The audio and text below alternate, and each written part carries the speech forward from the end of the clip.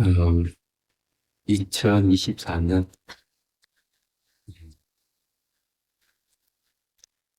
푸른 영웅이라고 그러죠. 네. 여러분들이 이제 오늘 이렇게 한 해를 보내고 새해를 맞이해서 이렇게 뜻깊은 예, 자리를 여러분들이 이제 같이 함께 지금 하고 있는데 어, 어쨌든 원래죠. 제 음, 여러분들이 하시는 일마다 잘 되기를 바랍니다. 네. 날마다 좋은 날이 되기를 정말, 어, 바라고요. 여기는 사실은 명상센터라서, 여러분들이 얘기해 드리고 싶은 것은, 명상을 좀 하시라, 얘기를 하고 싶고요.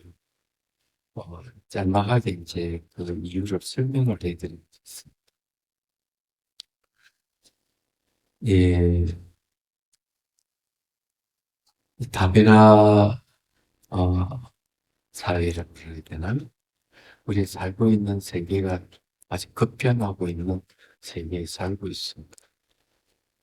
어, 기후변화부터 해서 전쟁까지, 그리고 또 아, 여러 가지 이제 사회 문제, 국가 문제, 우리나라만이 아니고 전 세계가 좀 되게 힘들고 그런 시기를 이제 맞이했는데, 그러다 보니까 많은 스트레스가, 예. 그리고 이제 감정 폭발, 이런 일들이 이제 생깁니다. 얘기하자면, 불안해지고, 우울해지고, 어, 그리고 또 마음이 이렇게 위축되는 그런 상태 굉장히 많아요. 제가 어떤 분을 만났는데 얼굴이 새카맣더라고요. 그래서 이렇게 얘기를 합니다. 생각이 너무 많이 올라와서 생각을 줄이는 방법이 없습니까? 생각에 치여서 사는 분도 있다는 걸 그때 알았어. 이 감정적인 거, 어, 그리고 생각이 많아서 힘드는 분들 굉장히 많아요. 명상을 하게 되면 이제 그런 문제들이 해결됩니다. 그래서 여러분들에게 이제 명상 방법을 하나 가르쳐 드리려고 합니다. 어, 첫소리 배부르진 않는데 반복해서 하다 보면 도움이 될 것이다 생각을 해요. 어, 가장 실용적인 방법으로 얘기하면은 감로수관이라는 게 있어요. 자비 감로수관. 어, 그래서 어떻게 하는가 하면은 어, 배꼽에서 연꽃줄기가 쭉 올라와서 가슴에 연꽃이 하나 하얀 연꽃이 어, 맺어지고 그래서 다시 또 연꽃이 쭉 올라와서 정수리에서 연꽃이 피는 겁니다. 그리고 거기에 이제 지혜와 자비의 형상과 이 관자재보살, 간신보살이 미소를 띠고 있는 모습을 상상하는 겁니다. 어, 중요한 것은 이건 딴 데 오는 게 아니고 자기 내면에 있는 마음이죠. 지혜와 자비, 지혜와 자비의 형상화가 바로 어, 간신보살, 간자재보살의 모습을 띠고 있다. 바로 여러분 자신에게 이건요. 그래서 이제 그 연구대에 앉아 있으면서 오른손에 들고 있는 감로수를 머리에 부어주는 거예요. 근데 이것이 어렵다고 한다면 그냥 어, 지혜와 자비의 형상화인 내 자신이죠.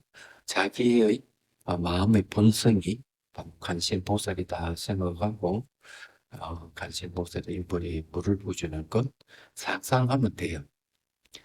근데 나는 이 종교가 없다. 어, 그거에 관계하고 싶지 않다. 이런 분은 어떻게 하는가 하면은, 어, 어머니를 떠올려서 어머니가 물을 부어주는 걸 상상하면 됩니다. 어렵진 않아요. 그 물이 이제 감로수라고 생각하시고, 물을 쭉 부어주는 겁니다. 마치 샤워하듯이. 이미지를 떠올리기 참 어렵다 이러면은, 어떻게 하면, 샤워기를 상상해서 물을 쭉 부어주면 돼요. 이게 감로수다 생각하고. 감로수는 대개 이제 불사의 약입니다. 그러니까 병을 치료하는 약이에요. 사실은요. 그래서 생각하면 물을 쭉 부죠. 샤워하듯이. 어, 그럼 하루에 얼마, 한 번에 하는데 얼마, 시간 얼마 정도 걸릴까? 예. 빨리 할 땐, 끝낼 때는 한 1분 정도. 길게 할 때는 한 10분 정도. 이렇게 하시면 돼. 한 10분 정도. 야, 그렇게 하시면은, 나중에 몸이 아주 쾌적하게 된다 하는 얘기예요. 그래서 계속 물을 붓다 보면 이제 여러 가지 사실을 알게 돼요. 화를 많이 내시는 분은 이 물을 부어주면 물이 머리에서 증발해버리거나 목주마가 증발하시는 분도 있습니다.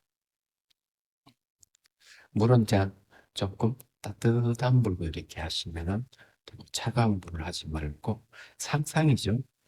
어, 근데 이게 무슨 효과가 있을까 이러는데 제가 거기에 대해서 설명을 해드리죠.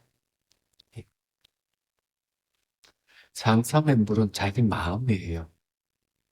마음의 물입니다. 얘기하자면, 우리는 이제 알아야 될 게, 꿈과 상상과 현실은 동일하다는 걸 빨리 아셔야 돼요. 꿈속에서 강도를 만나면 도망가기 바빠요. 그래서 잠에서 깨우면 몸이 땀이 젖어 있습니다. 꿈인데 왜 몸이 반응할까 생각해 봐야 돼요. 꿈속인데 뭔가 마음이 반응하는 이유가 바로 꿈속에서도 대상을 인식하고 있기 때문에 그 상상을 해도 상상 속의 대상을 인식하게 되면은 몸이 반응을 하게 돼요. 몸이 반응한다는 것은 마음이 반응하기 때문에 그렇다. 그래서 꿈과 상상과 현실은 장소만 다를 뿐이지 인식하는 건 똑같습니다. 그러면은 그거 이제 비슷한 얘기를 하면은 어떤 게 있느냐. 우리는 TV를 보고 있는데 TV 내용은 드라마 같은 게 영화를 본다든지 하는 게 진짜가 아니잖아요. 꿈속과 똑같은 겁니다. 근데 우리는 그 주인공과 함께 희노애락을 같이 겪죠. 얘기하자면. 역시 그 드라마 또는 영화를 인식하기 때문에 그렇습니다.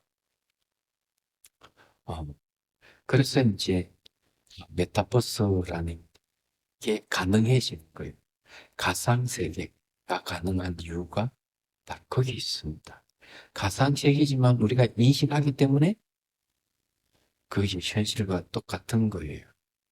그래서 그 속에서 회의도 하고 아바타를 만들어서 물건도 사고 팔고 그렇게 하잖아요. 우리 핸드폰이 가능했던 이유도 바로 그거예요.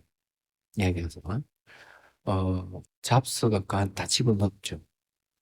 그 안에다가 전화기도 넣고 녹음기도 넣고 어, 영화도 볼 수 있도록 하고 다양한 기능이죠. 그게 그 내용이 전부 다 가상 공간이지만 그게 왜 가능하냐? 바로 인식하기 때문에 그런 겁니다. 그래서 이제 어, 마찬가지예요. 물을 이렇게 쭉 부으면서 지켜봐야 돼요. 예. 그러면 다양한 이제 현실을 이제 마주하게 됩니다.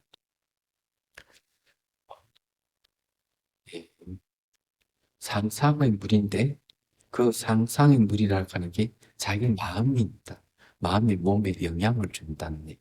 처음에는 마음의 힘이 약하다가 계속 상상의 물을 부어주면은 몸이 이제 반응하게 됩니다. 그러다가 이제 나중에는 몸 형태가 사라져. 의식만 남아있는 상태로 가는 거죠. 그는 번뇌가 없이 줄어들어요. 이 상매 현상입니다. 잡생각이라든지 감정이라든지 이런 여러 가지 번뇌가 일어날 때는 장소가 있어요. 몸과 마음이라는 장소에서 번뇌가 일어나는데 몸이 하나 형태가 사라져 버리면은 번뇌가 없이 줄어든다는 사실을 알게 됩니다.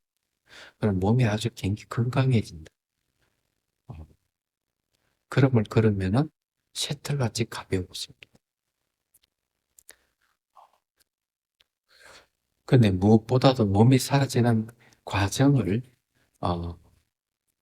일어나고 사라져 발생과 소멸을 쭉 관찰하면 모든 현상은 소유할 수 없다는 걸 알 수가 있습니다. 발생과 소멸을 거듭한다는 것은 소유할 수 있는 게 없습니다.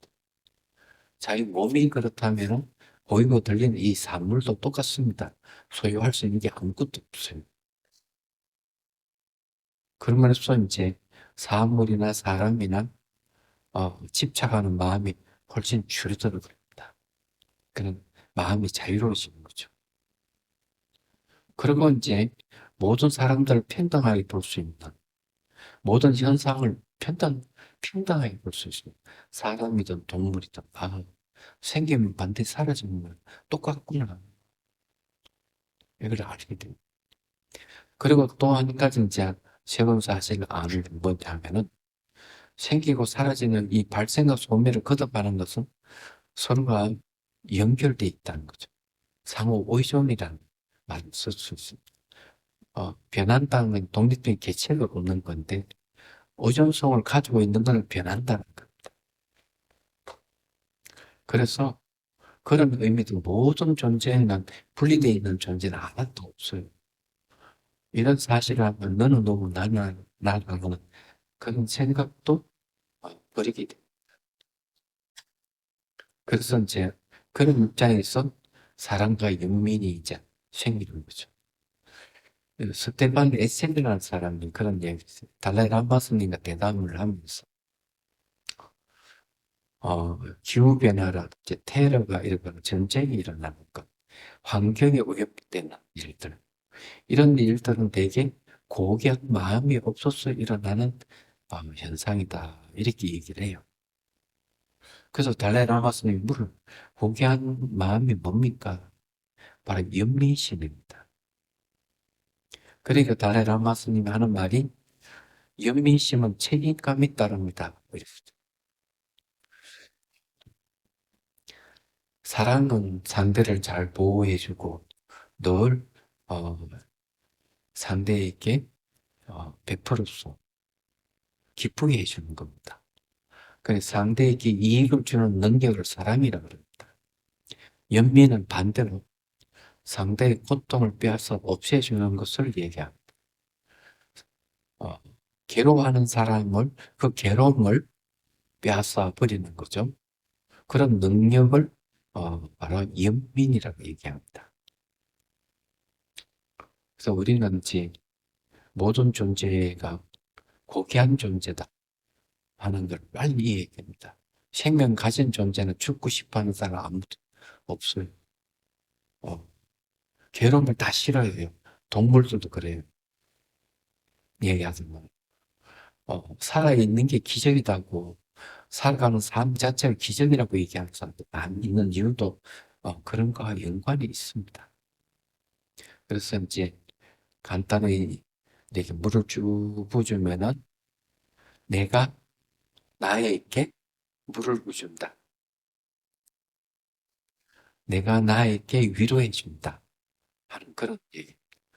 통증 같은 게 생기면 미안하다, 고맙다, 사랑한다 이렇게 자기한테 이 얘기를 해야 돼요. 이때가 잘 버텨줘서 고마워. 이때가 잘 돌봐주지 못했어. 야, 미안해. 그래도 자기 이름부터 아무개 사랑한다. 이러면서 물을 부어주셔야 돼요. 근데 이게 화가 많이 난 사람, 물이 증발되고 그러면은, 물을 붓지 말고, 상상의 손으로 머리부터 발끝가 된 어머니가 아기를 싸는데 싹 싸매주시면 좋아요. 부드러운 손으로. 어, 그렇게 하면 자기 몸을 이렇게 쫙 싸매주면은, 아주 뭔가 마음이 이완이 되면서 굉장히 위로받습니다. 얘기하자면. 이게 어떤 뜻을 갖고 있는가 하면은, 어, 아이가 태어날 때는 자궁에서 정자가 난자가 만나서, 육체가 형성되죠. 이 육체를 누가 만드는가? 아타나식이라는 마음이 만들어요. 그러니까 아리아식이죠. 식이라 하는 마음이라는 뜻이 알식자 씁니까? 아비아라는 감추다, 저장한다 이런 뜻인데 그 다른 이름이 아타나식입니다. 육체를 다 만들고는 그 아타나식이 육체에 의지한다. 그래. 근데 요즘으로 이야기하면 그게 뭔가 하면 바로 무의식을 얘기합니다. 그래서 무의식이 몸을 만들고 그 육체에 의지한다는 거죠. 이 말은 무슨 말인가 하면은 인간 자체가 무의식입니다. 무의식이 깊숙이 있는 게 아니라 다 드러나 있는 거죠. 그래서 몸에 이렇게 어, 물을 접촉하거나 손을 접촉을 하게 되면 반응을 해요. 그 부정적인 것이 올라오면은 생기면 사라진다는 것을 이해하셔야 돼요. 그러면 이제 그런 것이 없어진다 생각하셔야 되고, 그래서 속에 들어있던 게 잘 올라옵니다. 올라오면 그것이 생겼다, 사라졌다는 걸 보면서 실체가 없구나 하고 인식하면은 트라우마도 없어지고, 만약에 사람의 문제라면은 그 사람을 초대해서 차를 대접하고 용서해 주기를 해야 돼요. 당신 나를 힘들게 하지만 내가 당신을 용서합니다. 당신이 건강하고 행복하길 바랍니다. 그거 해봐도 1, 2분밖에 안 돼. 근데 그것이 결국 나를 괴롭힌 사람이 누구냐면은 나의 심리입니다. 내가 생각하는 그 사람을 초대했기 때문에 내가 생각하는 그 사람은 나의 심리예요. 심리를 초대해서 풀어버리는 거죠. 그래서 이런 방법을 사용하면 많은 도움이 될 것이다. 정신적 문제 힘들면 그렇게 해야 되거든요.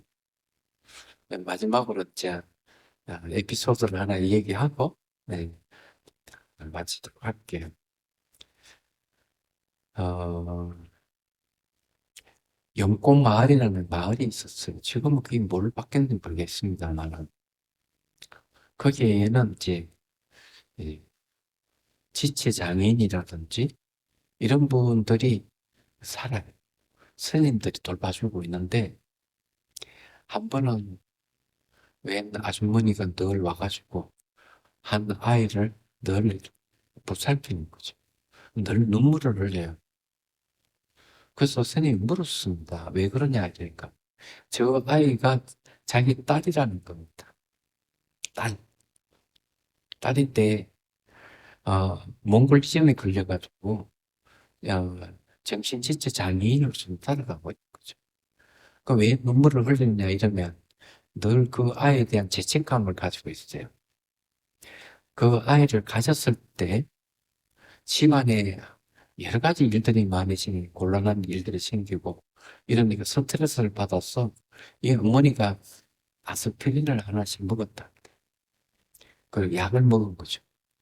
근데 태어난 아기가 유전자 인자가 하나 더 많이 생긴 아이가 태어난 이 몽골지음이라는 게 손이라든 코라든 몽땅에서 몽골 사람 같이 그런 모습을 하고 있던 몽골지음이라. 그래서 늘 아이에게 죄책감을 갖고 어머니로서 일주일에 꼭 서너 차례가 아이를 돌보고 가고 이러는 겁니다. 잘 생각해 보면요. 그 어머니가 만 아기를 가졌을 때 굉장히 힘든 일이 생겼다 이러면은 약을 먹을 것이 아니고 명상을 했으면 얼마나 좋을까. 어, 이렇게 감로써 물을 부어주는 것은 자기의 어떤 죄업을 씻어내는 어, 그런 뜻도 담겨져 있어요. 논서에 보면은. 그래서 내가 매우 힘들면은 내가 나에게 물을 부어주면서 위로해 주는 게 아주 중요하다는 걸 말씀드립니다. 그럼 마음이 아주 편안해지면서 어려운 일들을 해결할 수 있는 아이디어도 떠오를 거고 아주 좋아요. 그래서 약을 안 먹었을 거고 약을 안 먹었으면은 그 아이가 그렇게 태어나지 않았을 거고 태어나지 않아서 그렇게 정상적으로 태어났으면은 어머니가 그렇게 죄책감에 시달릴 이유는 없죠. 네. 직접 스님에게 들은 얘기예요. 그래서 이제 마음을 잘 다스린다는 게 쉬운 일이 아니기 때문에 명상이 발전해 온 거예요. 그리고 여러분들에게 하루에 1분이든 2분이든 짧게 짧게 자주 하면 좋아요. 차를 타고 갈 때, 뭐 기차를 탈 때, 그냥 편안히 앉아서 이렇게 하면 피곤할 때, 너무 피곤해가지고 막 그럴 때, 그 다음에 이제 몸에 막 한기가 들 때, 이럴 때도 굉장히 좋다 하는 겁니다. 그래서 여러분들이 새해에는 명상해라고 생각하고 하루에 1분이든 2분은 하겠다 생각 한번 해보시기를 바랍니다. 자, 마치도록 할게요.